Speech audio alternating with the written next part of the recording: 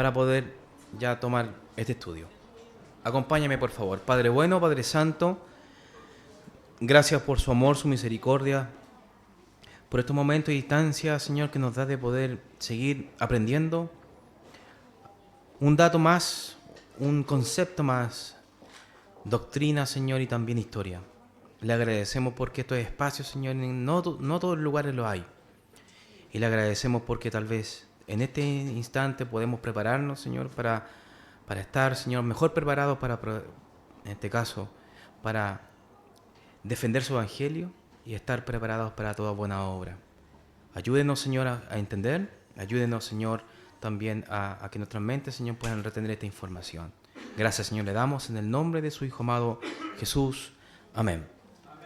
Mis hermanos, la semana pasada estuvimos ya viendo el movimiento de santidad y con sus 4 énfasis, ¿se recuerdan? Eran 4 énfasis distintos uno de otro, pero en realidad tenían un factor común, que era, en este caso, la doctrina de la santidad perfecta o la santidad completa, o lo que nosotros conocemos como el perfeccionismo, ¿se recuerdan? ¿Puede un cristiano alcanzar la perfección en la santidad? Es una gran pregunta, ¿cierto? Y de hecho, es una pregunta de que, al contestarla, ¿cierto?, va a darnos cuenta, ¿cierto?, de la escuela teológica que tiene justamente esa posición. Hay coinonía, hay en este caso una especie de amistad en este caso con las iglesias que manejan este concepto de la doctrina, ¿cierto?, de la santificación perfecta, en cuales tiene distintos énfasis o distintos lugares y distintas, podríamos decir, movimientos dentro del mismo movimiento, que lo dividimos en énfasis. El énfasis wesleyano, ¿cierto?, dentro del movimiento de santidad, de que gran parte de las iglesias del movimiento de santidad fueron inicialmente metodistas, o que los pastores que iniciaron el movimiento fueron metodistas ordenados de forma formal, o sea, fueron ministros formalmente llamados, ¿cierto?, y en este caso perfilados como pastores. Dentro del metodismo no se llaman pastores, se llaman ministros o presbíteros, ¿cierto?, según el rango que tengan o la responsabilidad en este caso que puedan tener. El otro énfasis, ¿cierto?, el overlay, son nombres, ¿cierto?, como un poco específicos, tal vez extraños, pero tienen una relación que en este caso es con Charles Finney, ¿cierto? Lo revisamos, este hombre que hacía una presión un poco mental a la gente, una presión, ¿cierto?, social que hacía que la gente pudiese aceptar, en este caso, su doctrina a base de la presión, ¿cierto?, en este caso, de utilizar esa herramienta para difundir, ¿cierto?, y predicar el evangelio, algo que nosotros lo dejamos completamente. El énfasis llamado Kiswick, ¿cierto?, es por el lado misionero, en este caso por el lado misionero de Moody, que eran arminianos de Estados Unidos que iban, por así decirlo, a evangelizar a los calvinistas de Europa, ¿cierto? Y ellos lamentablemente quedaron evangelizados al revés, se transformaron en calvinistas, pero continuistas. Entonces ellos, en este caso, este movimiento de santidad se considera calvinista, pero con un continuismo tanto moderado, obviamente por en este caso, esta combinación de las dos doctrinas, que finalmente queda un poco moderada.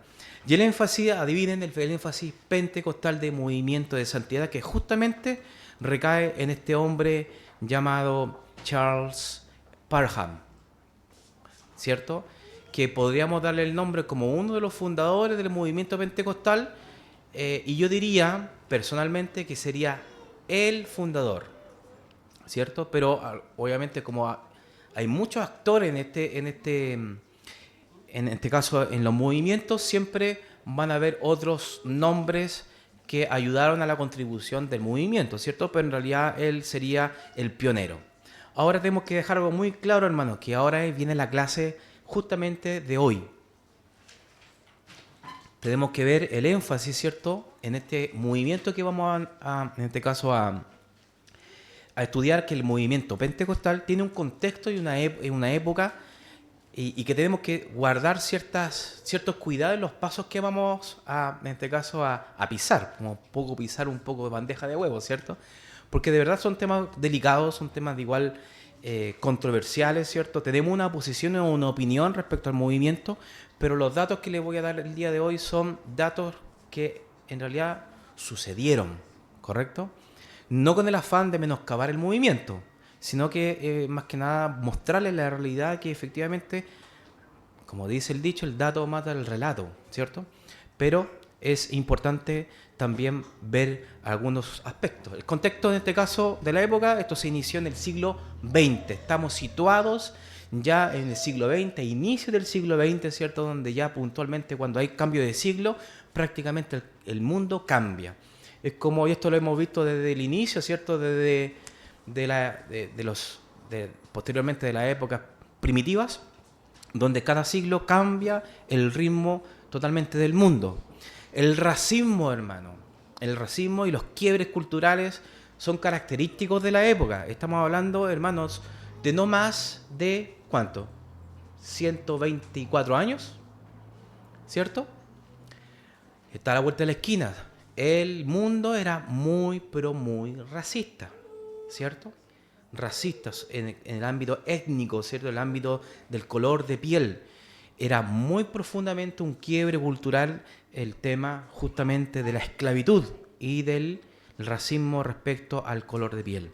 El movimiento de santidad, tomando bastante fuerza en sus doctrinas, este nuevo grupo y movimiento adoptó el concepto del derramamiento del Espíritu Santo, donde ya en las tradiciones protestantes, ¿cierto? Teníamos que en la gran mayoría se conocía de que la conversión era el punto de inflexión entre el muerto espiritualmente a la vida, ¿cierto? Ese sería, en este caso, la conversión, donde ahí estaba la llenura del Espíritu Santo, donde el Espíritu Santo moraba ya en la vida nueva, ¿correcto? Ese es el concepto de que todos los protestantes en un momento estábamos de acuerdo. Pero después pasó el tiempo y estos movimientos de santidad empezaron a desprender la llenura del Espíritu Santo, el derramamiento del Espíritu Santo con la conversión, como dos eventos totalmente distintos en la vida del cristiano. Bueno, había muchas noticias no solamente que ocurrían en Estados Unidos, porque el epicentro del movimiento pentecostal fue, y siempre va a ser en este caso Estados Unidos. Habían noticias que pasaba, que algo sucedía en Gales, noticias también por el lado de Australia, por el lado también de la India, ¿cierto? Habían, y también en Inglaterra, ¿cierto? Habían indicios, habían aires de cambio. El movimiento pentecostal estaba surgiendo, ¿cierto? En varios puntos del mundo, pero hoy únicamente, obviamente, tenemos que Estados Unidos sería como el país predilecto del movimiento.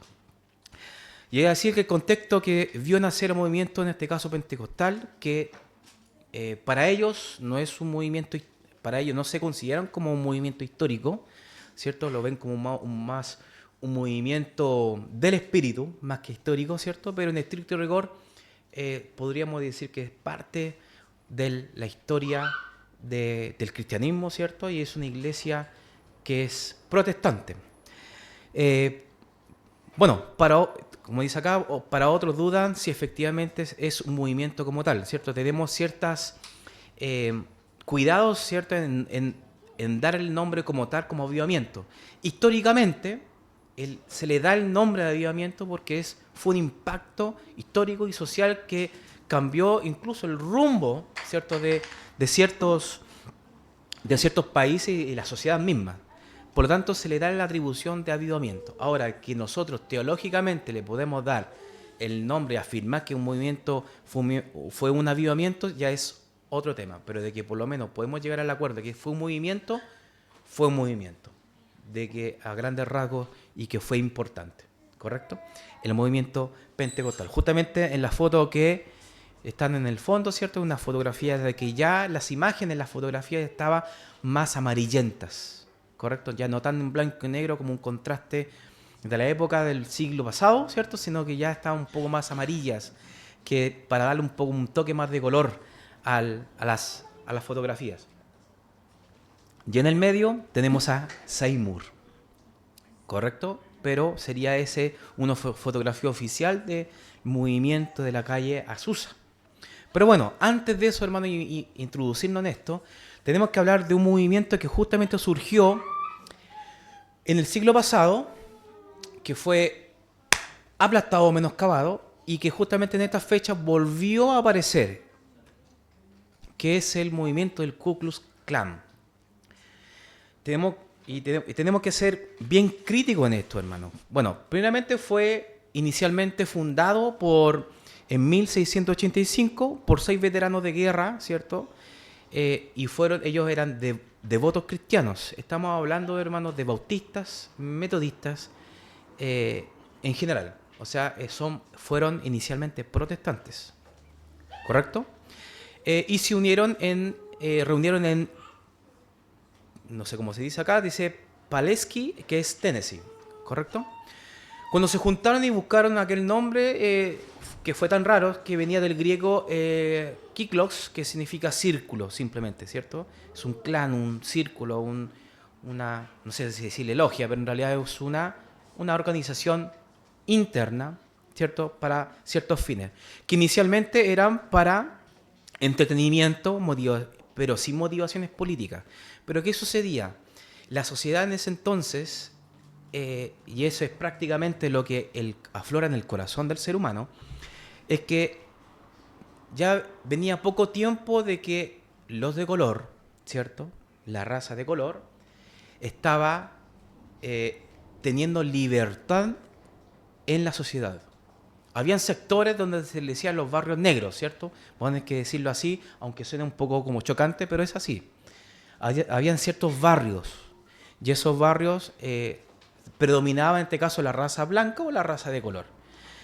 Y el sur, que fue más, prácticamente fue el sur de Estados Unidos, que en este caso perdió el conflicto civil, ¿cierto?, que Estados Unidos vivió, habían como una especie de represalia, hay una especie de inquietud y una, en este caso, incomodidad respecto a lo que sucedió. Entonces, obviamente, que justo los esclavos de color ya eran libres. Entonces, varios de esta organización empezaron a molestar, a ser hostigadores, odiosos.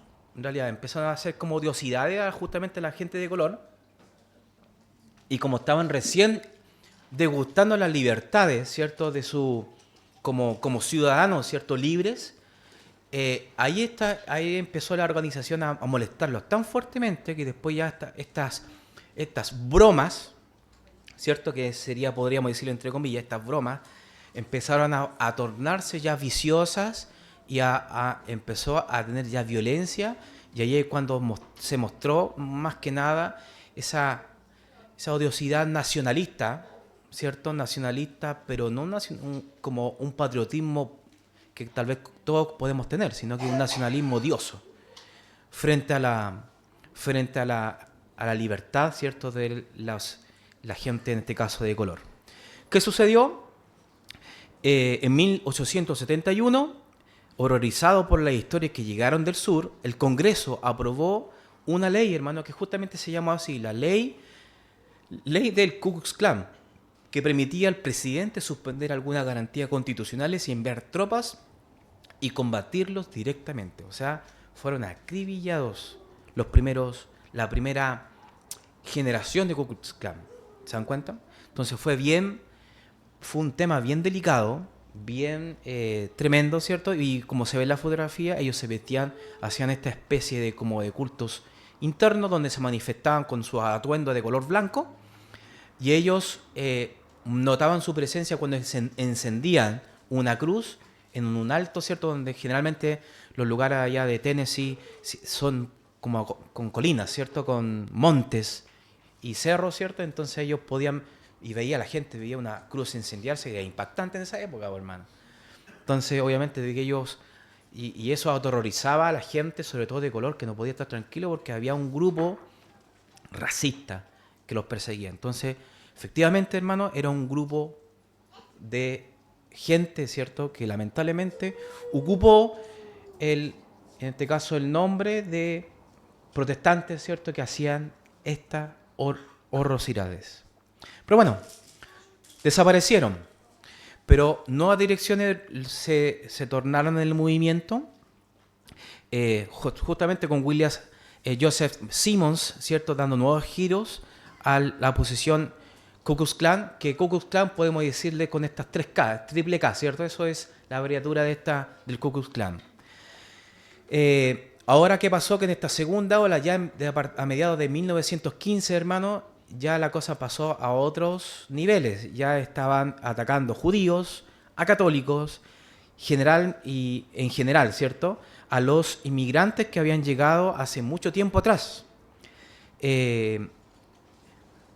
Bueno, ellos ya ahí abiertamente se consolidaban como un movimiento blanco, correcto, de tintes blancos, y los que participaban en esto eran más de 4 millones de miembros. Y entre sus filas había ministros religiosos, principalmente bautistas, metodistas e iglesias reformadas. Sí, es tremendo esto, hermano. Pero hay un contexto que hay que tal vez comentarlo.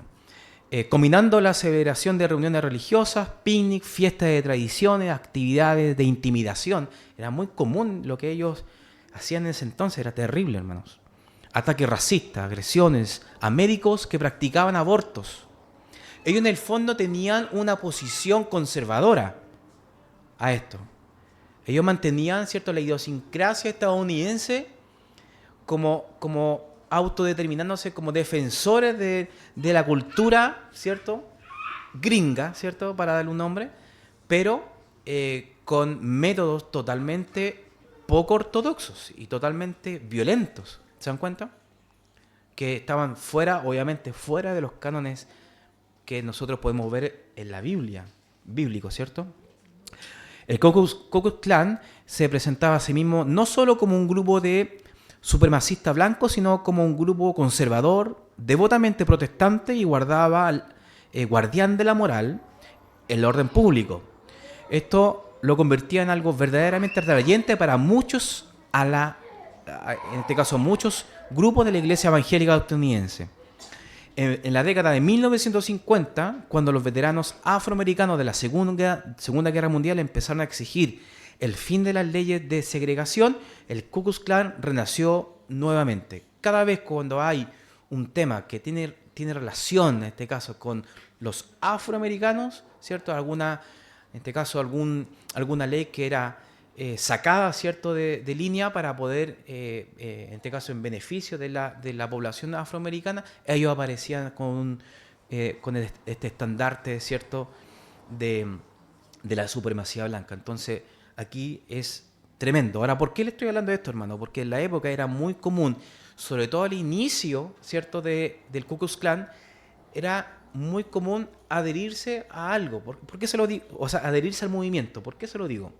Hoy en día, ser cristiano en la sociedad que vivimos, ¿cierto?, naturalmente somos tildados de conservadores, somos tildados de tradicionalistas, somos tildados de hecho de una inclinación hacia la derecha política, ¿se dan cuenta? De forma totalmente natural.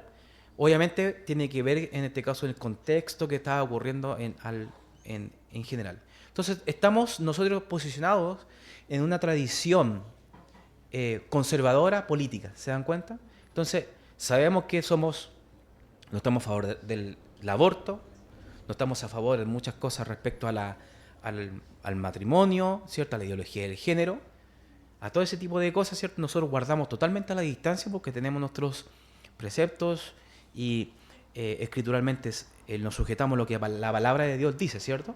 Entonces, claro, tenemos una posición natural, pero ¿qué sucedía aquí? Que en ese entonces, ser de la Ku Klux Klan, la primera en este caso era de la Ku Klux Klan, era muy común ver que pastores, hermanos en la fe, eran parte del movimiento, porque era simplemente conservador, porque inicialmente no era violento, ¿se dan cuenta? Y por esa razón es que este hombre, Charles Parham, se le acusa justamente de ser parte del Ku Klux Klan. ¿Y dónde vemos esto? Justamente en el diario que estoy mostrándole acá. que se encuentra, de hecho, lamentablemente la imagen no me acompañó, pero aparecen 3 calles, ¿cierto? K con rojo y otra K. Porque justamente era parte del movimiento. Esto al final, al pie de la página donde está la fotografía, en este caso de Charles Parham. Era muy natural que muchos ministros eran parte del movimiento Ku Klux Klan, porque eran conservadores. Pero ¿qué sucedió? Que a partir de 1915 en adelante, el movimiento pasó a ser otra cosa. ¿Se dan cuenta? Pero eso es ¿para qué? Para darle un poco tal vez de resguardo y justicia, por así decirlo, social al nombre de Charles Parham, porque muchos opositores, ¿cierto? En este caso a su figura, lo tildaban justamente de racista. Ahora, él, en este caso vamos a ver la vida de él y vamos a dar cuenta de que no era racista, pero habían opiniones que eran muy normales en la época, ¿cierto? En la época estamos hablando del principio del siglo XX, muy normales respecto a la opinión sobre los afroamericanos, las iglesias afroamericanas o las personas de color, ¿cierto? Bueno, Charles Parham es uno de los fundadores principalmente del movimiento pentecostal. Él tuvo una conversión en 1886, se inscribió para prepararse como ministro, ¿cierto?, en Southwestern Kansas College, una institución metodista. No terminó, no fue ordenado formalmente como pastor, no terminó sus estudios y nunca fue ordenado. Parham dejó la iglesia metodista en 1895 porque no estaba de acuerdo con su jerarquía. Le molestaba el tema del obispado, en este caso el gobierno episcopal. Era bien conservador y era bien lineal. O sea, eran lo que en este caso la superintendencia del país decidía y eso se tenía que atacar. Se quejó de que los predicadores metodistas no se les dejó predicar por inspiración directa. O sea, él hablaba de un poco de esta... Él defendía un poco en este caso de una inspiración momentánea del Espíritu, ¿cierto? Para poder dar un mensaje, ¿cierto?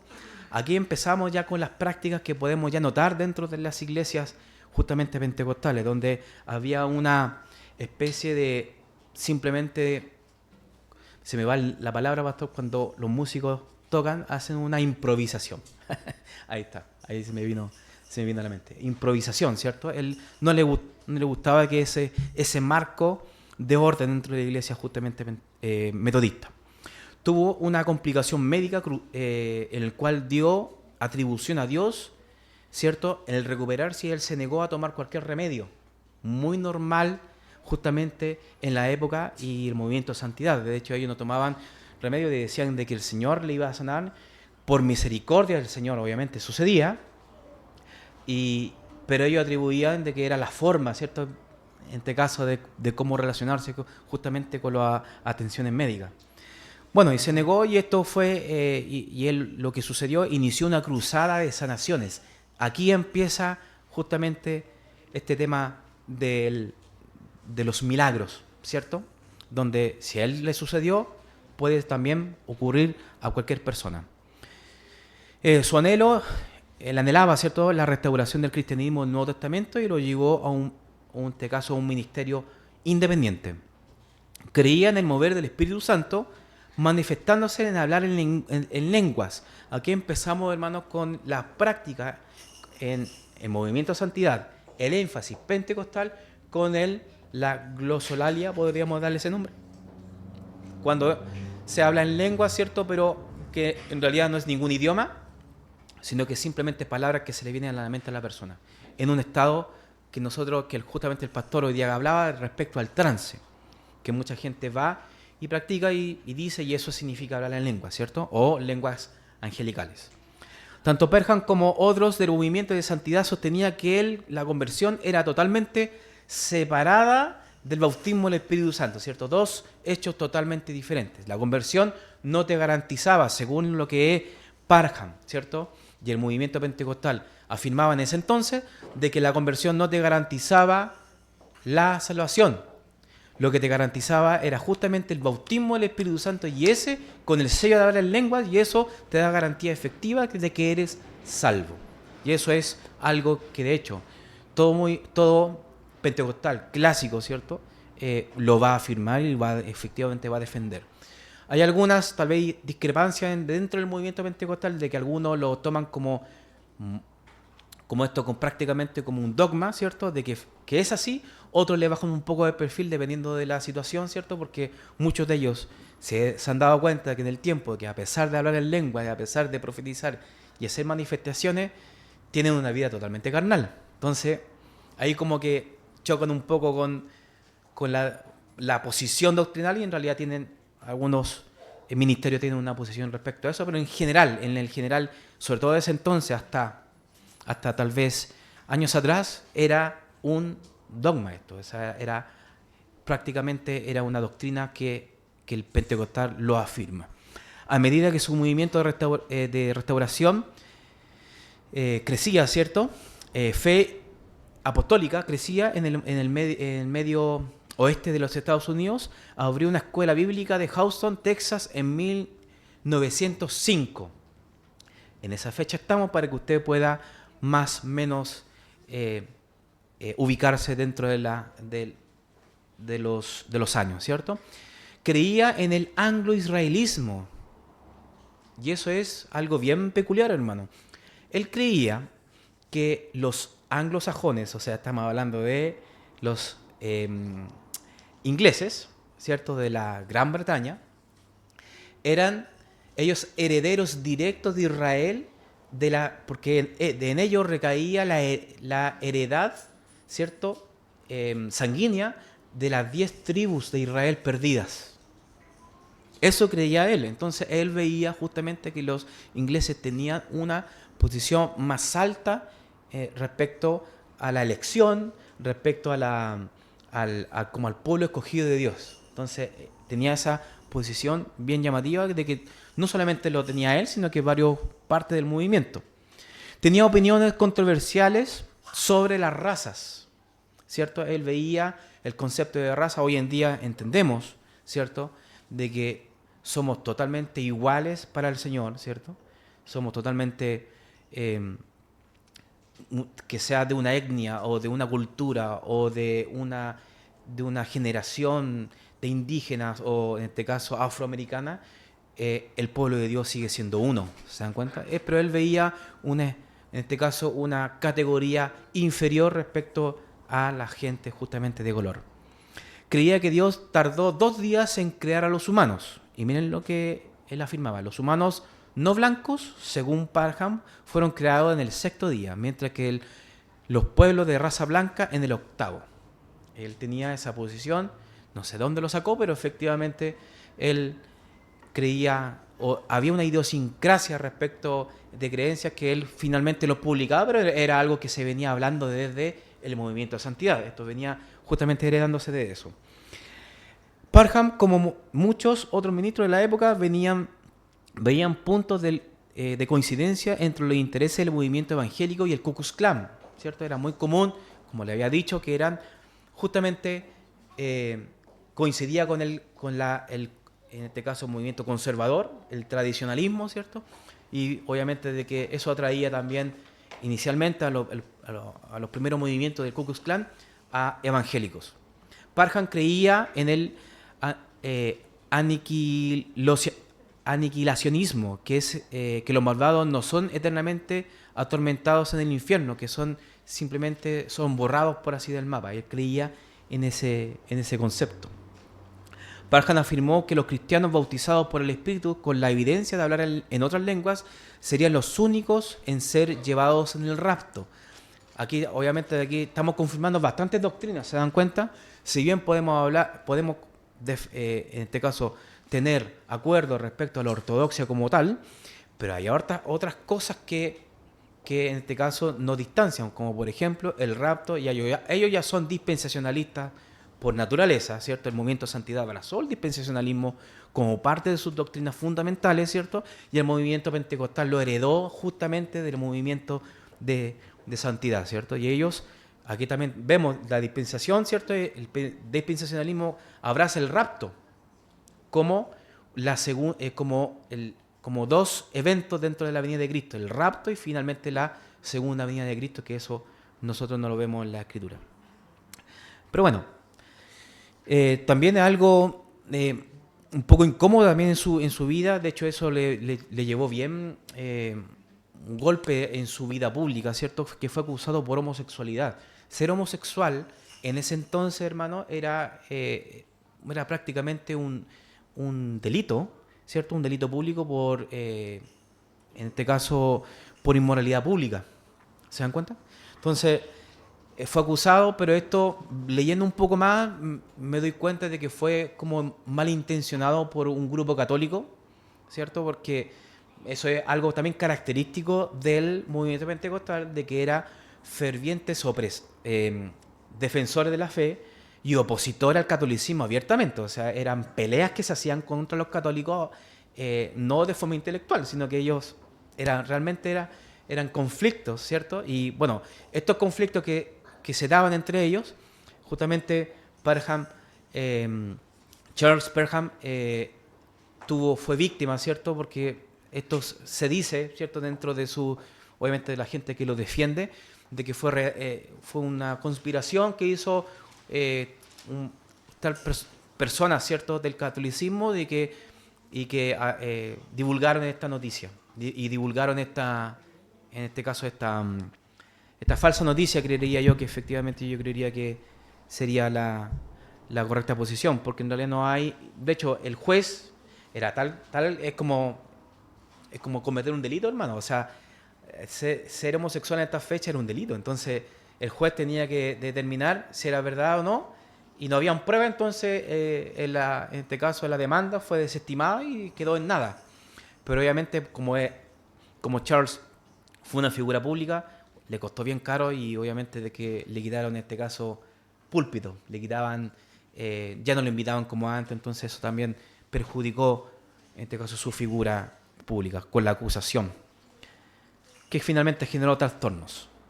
Bueno, los primeros pasos, Parham fue el primero en acercarse a los afroamericanos latinos. Por eso les digo que no era abiertamente dentro del dato, podríamos decir, de su doctrina, él veía justamente a la gente de color como una segunda categoría de ciudadanos, ¿cierto? Pero era algo como natural en el contexto de la sociedad, ¿cierto?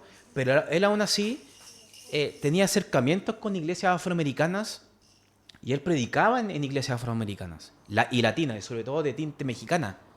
Él se acercaba, ¿cierto? Estas fotografías que estamos viendo ahí justamente son reales, son fotografías porque recuerden que no fue hace muchos siglos atrás, fue prácticamente el siglo pasado nomás. ¿Se dan cuenta, no? Entonces, él esta fotografía justamente ahí está predicando y al aire libre, ¿cierto? Parham predicó en iglesias negras. La segregación era socialmente aceptada aún por los mismos cristianos, y eso también era bien común, ¿cierto? Que ciertos evangélicos también tomaban esta posición de considerar a la gente de color como de otra clase social, ¿cierto? Parham apoyó a Theodor Herzl, un intelectual judío del Imperio Austrohúngaro, padre del sionismo político y la lucha por una patria judía. Él tenía contacto respecto a este hombre, ¿cierto? Que posteriormente después pasó a ser, en este caso, crucial en la nación, en el Estado de Israel, ¿cierto? Después, años más adelante.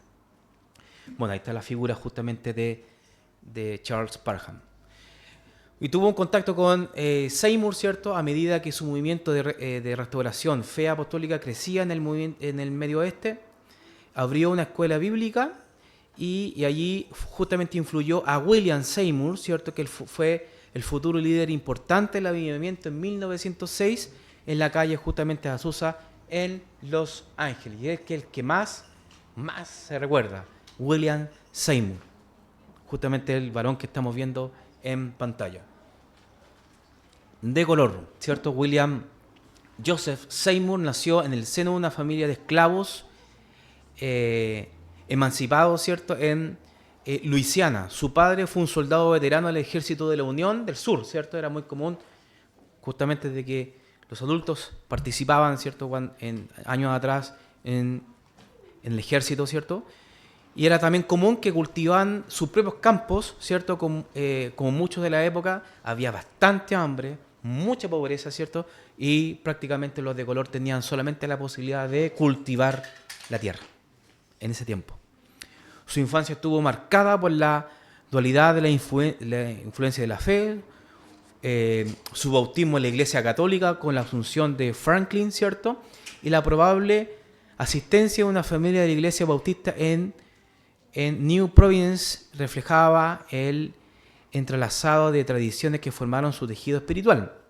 Participó de la Iglesia Metodista Episcopal de Simpson Chapel, que en más de una oportunidad lo hemos hablado, sobre esa Iglesia Metodista, marcado por un compromiso inquebrantable por el evangelicalismo. Padeció, hermanos, de viruela, y eso le generó también una desviación en su ojo. De hecho, por eso es como uno, no sé si lo alcanzan a ver, pero es como un ojo, un ojito que lo tiene bien raro ahí, es justamente por la enfermedad que en ese entonces era mortal, normal, no había cura, ¿cierto? Y prácticamente la gente moría de esa enfermedad, que hoy en día están ya prácticamente erradicadas y tienen tratamiento. Pero en ese tiempo, no, hermano. Era bien difícil, ¿cierto? Pronto tuvo contacto con Parham en diversas doctrinas que lo llevaron justamente a Charles. La calle Azusa, fotografía justamente que todos lo recuerdan, que es prácticamente el segundo Pentecostés que ellos, la iglesia pentecostal cita mucho, ¿cierto?, a Azusa como un lugar, en este caso, donde recibió supuestamente el avivamiento. Seymour se mudó a Los Ángeles en 1906. Para ese tiempo ya estaba totalmente convencido de la validez del mensaje pentecostal, pero aún no había hablado en lengua, y eso también le perjudicó en su ministerio, porque como él no hablaba en lengua, entonces el que no habla en lengua y era pastor era mal mirado, hermano. Era justamente así. Muchas gracias, hermano. Era mal mirado. Entonces lo invitaban, pero como no tenía evidencia de hablar en lengua, lo dejaban un poco ahí a la espera. Ya, pues tienes que hablar en lengua, ¿cierto? ¿Cómo estás predicando justamente esta doctrina de tú no hablas en lengua, ¿cierto? Fue rechazado justamente por esa situación, lo que lo llevó a formar su propia congregación. Luego se mudó a otro edificio y que antes había sido una sede de congregación perteneciente a una misión africana metodista episcopal, y se encontraba justamente en la calle Azusa. Era también un lugar donde se guardaban caballos, hermano. Ese era prácticamente un lugar bien deplorable, ¿cierto? Bien de mal cuidado el lugar, pero era perfecto tal vez para lo que se buscaba en dicha congregación. Muchas gracias. Una práctica común en la nueva congregación era imponer manos sobre las personas que aún no hablaban en lengua, hermanos, para que pudiesen recibir el don. Eso es más de una oportunidad. Tal vez varios de acá tuvieron presenciaron esa práctica, ¿cierto? Pero desde aquí, viene justamente en este caso, esa doctrina, ¿no? Se podría decir de que a mediados de 1906, varios de los asistentes ya lo habían recibido. ¿Qué cosa? El hablar en lenguas, lo que llamó la atención de muchos otros evangélicos en las áreas cercanas. Era de verdad un evento, era como algo novedoso de que la iglesia, todos estuviesen hablando en lengua, era algo tal vez impactante para la época. Hubieron distintas reacciones. En este caso, hay distintos diarios, ¿cierto? Tenemos dos, que en este caso es el diario que justamente se llamaba La Fe Apostólica, que tenía, ¿cierto?, que se distribuía de forma gratuita a miles de laicos, ¿cierto? Y esta noticia, ¿cierto?, respecto a la calle Azusa, lo recibieron, hicieron 5.000 copias de la primera edición, fueron impresas, y en 1907 el tiraje alcanzó más de 40.000. Estaba llenándose, ¿cierto?, la ciudad, en este caso de Los Ángeles, con diarios, ¿cierto?, a causa justamente de esta noticia. La publicación de Fe Apostólica informó de acontecimientos de la misión de la calle Azusa en el mundo. Su artículo noticioso de su primer número fue titulado, ¿cierto?, con el nombre de Pentecostés ha llegado. Ellos afirmaban esto, ¿cierto?, que el Pentecostés nuevamente se estaba haciendo tangible en la calle Azusa. Esto es una noticia a favor, ¿cierto?, del movimiento pentecostal. Ahora veamos lo que hablaba otros medios. Y me recordó mucho lo que el pastor el día de hoy estaba hablando respecto a las lenguas, ¿cierto?, de Babel. Y de hecho, así es como el diario Los Angeles Times, ¿cierto?, tituló en el diario, ¿cierto?, en la época. De hecho, aquí dice el 18 de abril de 1906. Eso fue justamente la época, en la fecha donde ocurrió. Dice, Babel de las extrañas lenguas. Dice, Los Angeles Times llevó a publicar casi diariamente historias de lo que estaba sucediendo en aquella pequeña reunión, a lo que la denominaron la nueva secta religiosa. Le dieron justamente ese nombre. Expresiones de respiración extraña, pronunciando un credo que parece que ningún mortal sensato podría entender. Yo me reí mucho con esa fracción de la noticia, hermano, porque de verdad que le daban igual estaban en desacuerdo con lo que estaba sucediendo, porque no había pie ni cabeza de lo que estaba ocurriendo según este diario, ¿cierto?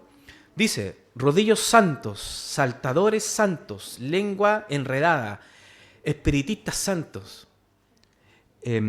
Los informes fueron publicados en todos los Estados Unidos y al mundo de los sucesos extraños, en este caso de Los Ángeles.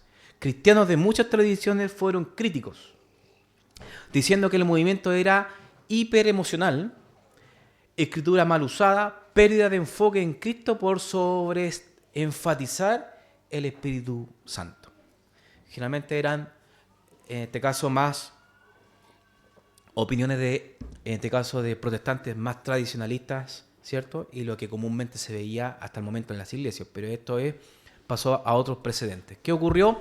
Este es un extracto, ¿cierto?, justamente del diario Times de Los Ángeles. Y bien crítico, ¿cierto? Y esto es no estoy diciendo que nosotros opinamos esto, ¿correcto? Pero esto es el dato en este caso se comunicaba en ese entonces los diarios. Dice, deplorable mezcla de razas.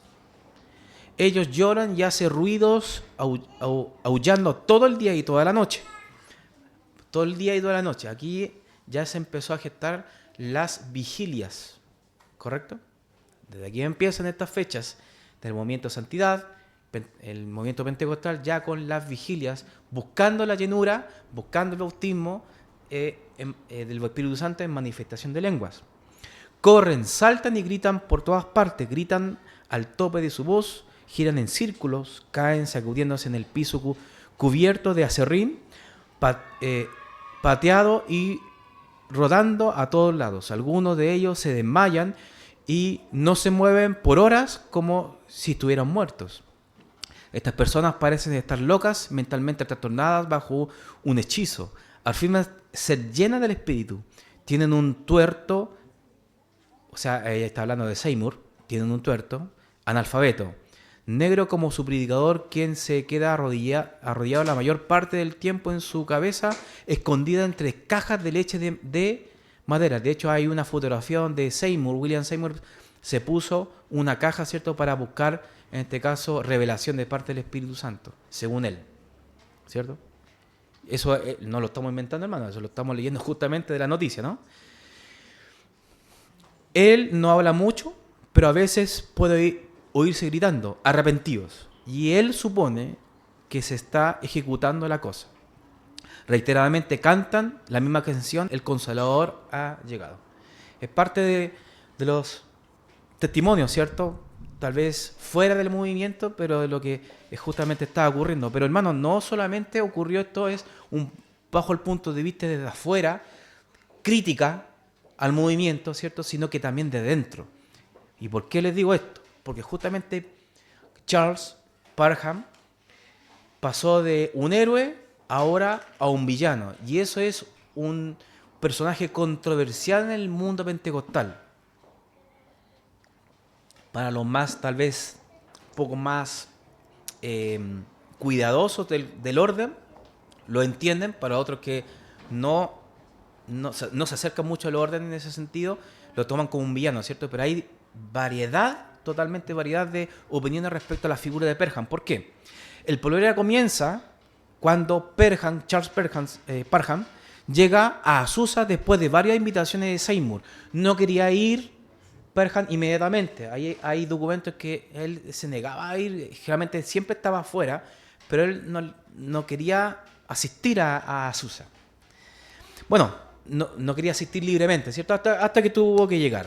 Seymour estuvo bajo la supervisión y acompañamiento de Perhan. Veía en él, o sea, Charles Perhan, una autoridad y un mentor. ¿Qué sucedió? Existían errores doctrinales que Perhan no pudo pasar de alto. El altar estaba abierto para que casi cualquiera entrara y ministrara, abiertamente a cualquier persona. O sea, se supone que estaba inspirada por el Espíritu Santo, ¿cierto? Llegaba y tal vez corría la persona y se ponía a predicar y se ponía a hablar porque estaba inspirada por el Espíritu Santo. ¿Se dan cuenta? Existían prácticas ritualistas que el mismo Parham no las pudo aceptar. Parham se acercó a Seymour en numerosas ocasiones para poner el orden adecuado en las reuniones, pero William Seymour se negó. Como resultado, Perham comenzó a celebrar reuniones en unas pocas cuadras de distancia y tuvieron éxito, ¿cierto?, de asistencia. Justamente en la fotografía se ve chiquitito, ¿cierto? Pero en la fotografía de abajo es donde Perham, poquito más allá de la calle Azusa, tuvo que abrir una misión porque él tuvo que alejarse justamente de Seymour y la locura que estaba ocurriendo ahí. Porque justamente fue así. Lamentablemente nos pilló en la hora. Hay varias cosas que tenemos que hablar respecto al movimiento pentecostal y también sus derivados y la herencia del movimiento pentecostal. Aquí una de las herencias más claras, ¿cierto?, de entre Seymour, Parham dentro del movimiento pentecostal es justamente lo que hoy conocemos como la Asamblea de Dios, que sería para otra ocasión. Dudas, consultas, preguntas. Se nos fue un poco el tiempo. ¿Lo sabían? Era típica esa pregunta. Sí. Hay varios. Seymour, Parham se toma como padres, pero en realidad en estricto rigor sería Parham. ¿Se dan cuenta? Amén. Oremos al Señor, ¿les parece? Padre bueno, Padre Santo, gracias le damos, Señor, por este espacio que nos da de poder revisar la historia, Señor, de poder también darnos cuenta, Señor, de que el contexto y lo que ocurrió, Señor, en el desarrollo de la iglesia nos ha llevado a ciertas posiciones, Señor, incómodas que tenemos que, obviamente, revisarlo y darnos cuenta de lo importante de que es volver a su Escritura. Ayúdenos, Señor, a poder estar atentos, Señor, a toda clase de doctrinas, Señor, que puedan nuevas o antiguas que se disfrazan de nuevas, Señor. Y para estar atentos, Señor, ante el cuidado de su iglesia y de su pueblo. Gracias, Señor, le damos por este momento y le pedimos que la próxima semana podamos seguir estudiando. En el nombre de Jesús, nuestro Señor, le damos gracias. Amén.